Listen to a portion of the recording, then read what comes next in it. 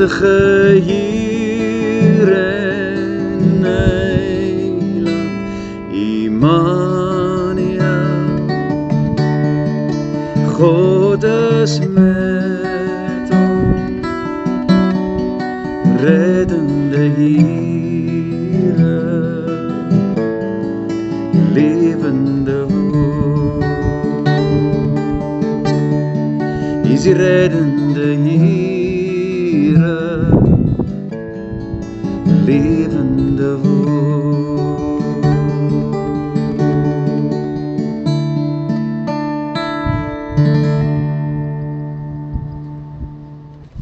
Welkom vandag weer, uiteindelik sal ek moet sê, na 'n baie belangrike geestelike seisoen, waar ek moes fokus en myself totaal en al moes toewy aan 'n projek, soos 'n swanger vrou, oor haar nuwe geboorteproses. Ek was bevoorreg om my nuwe album te kon opneem in hierdie tyd, en te kon sien en beleef hoe 12 splinter nuwe liedere, soos klein nuutgebore babietjies, die lig sou sien.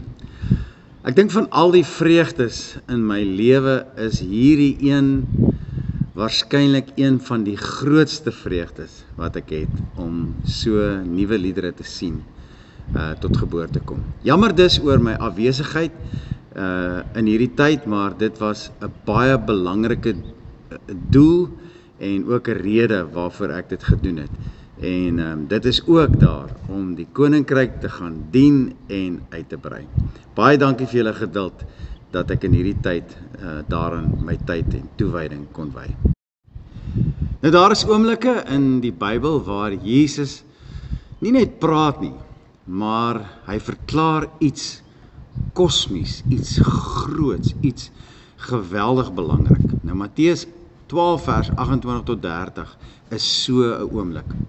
Jesus het pas 'n man bevry wat deur 'n bose gees beset was. 'n Man wat blind en stom was.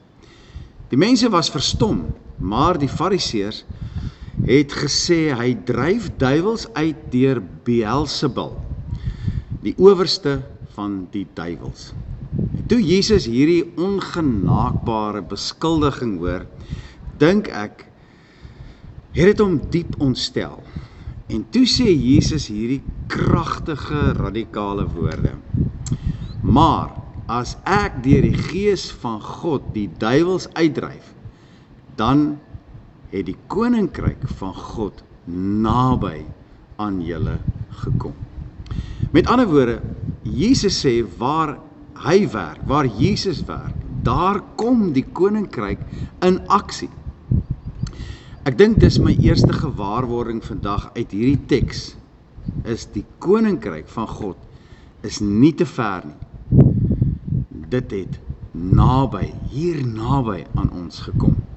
Nou dit herinner aan Johannes 1, wat sê, in die begin was die woord daar. Die woord was by God, en die woord was self God gewees. Alles het deur hom tot stand gekom, en nie 'n enkele ding wat ontstaan het sonder hom tot stand gekom nie. En toe het die woord mens geword, en tussen ons kom woon, vol genade en waarheid. Die koninkryk van God is nie te ver nie. Dit het hier naby aan jou en my gekom, met Jesus wat mens kom word het, en tussen ons kom woon het. Jesus sê nie, die koninkryk sal nog kom, of sal eendag kom nie. Hy sê, dit het by julle gekom. Elke keer wat Jesus 'n sieke genees het, 'n sondaar vergewe het, of iemand van 'n duiwelse mag bevry het hy gewys dat God se heerskappy reëel is. Dat dit waar en eg is. Die koninkryk is dus nie 'n plek ver weg van ons af nie, maar 'n realiteit, 'n werklikheid wat intree, daar waar Jesus regeer. Maar meer spesifiek, waar mense hulle gesigte na God toe draai. en toelaat dat hy vir hulle 'n hartoorplanting hier in hulle binneste kom doen en sy Heilige Gees in hulle binneste uitstort.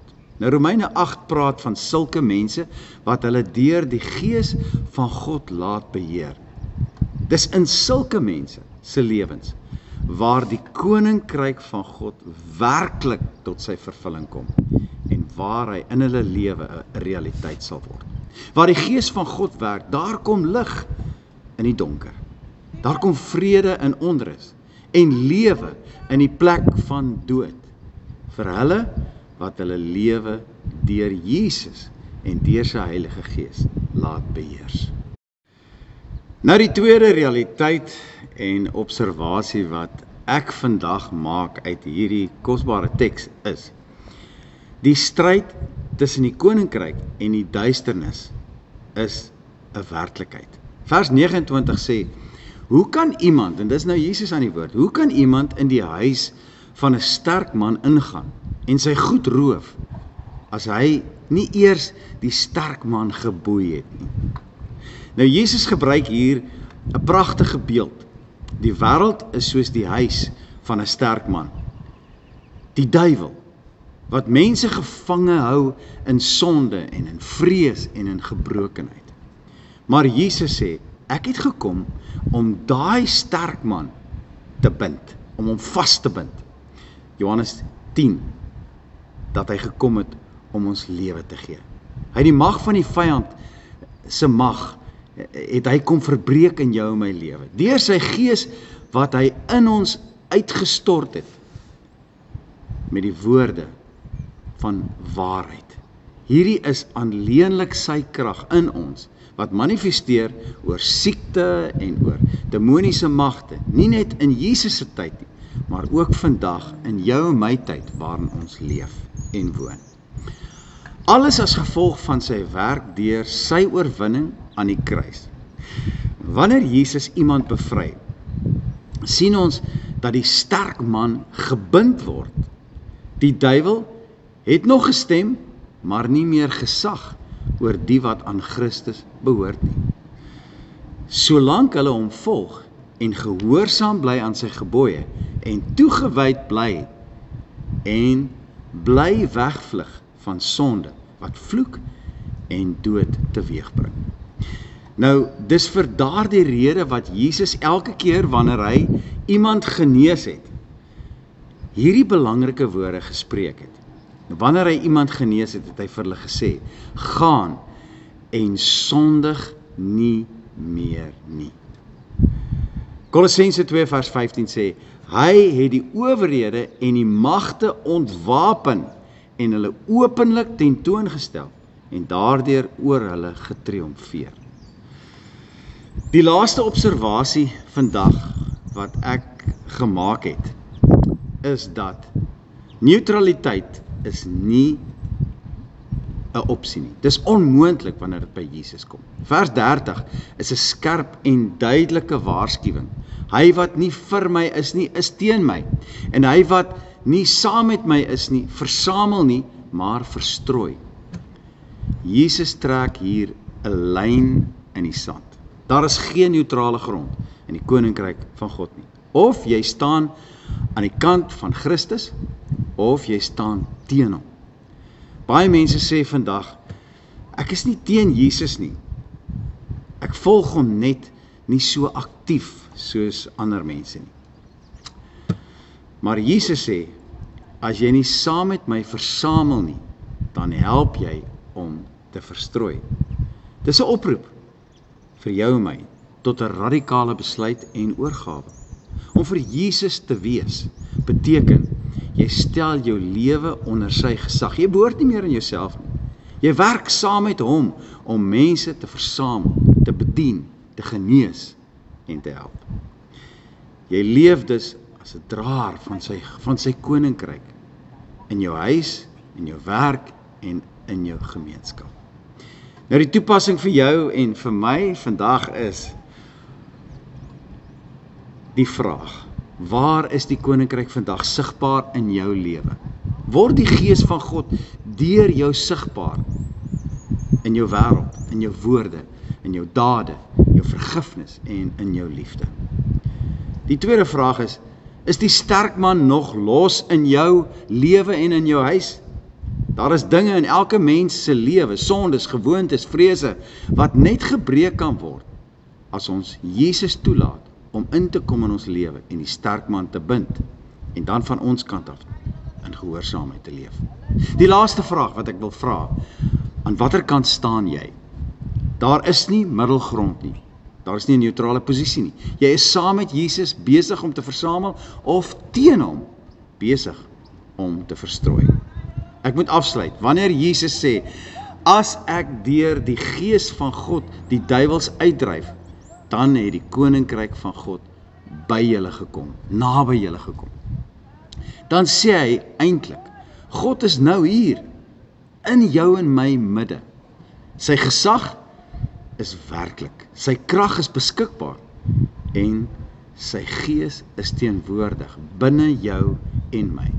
Laat ons vandag weer 'n keer besef, die koninkryk van God is nie iets wat ons eendag gaan sien nie. Dit is iets wat ons nou hier kan en moet beleef. Laat ons saam met Jesus versamel, nie verstrooi nie. Laat ons saam met die gees van God bind wat gebind moet word en vrymaak wat vasgevang is. Want die koninkryk van God het naby aan ons gekom. In ons hart en in ons mond. Mag die Here jou vandag seën om deel te wees van Jesus se mense wat 'n verandering in ons wêreld teweegbring.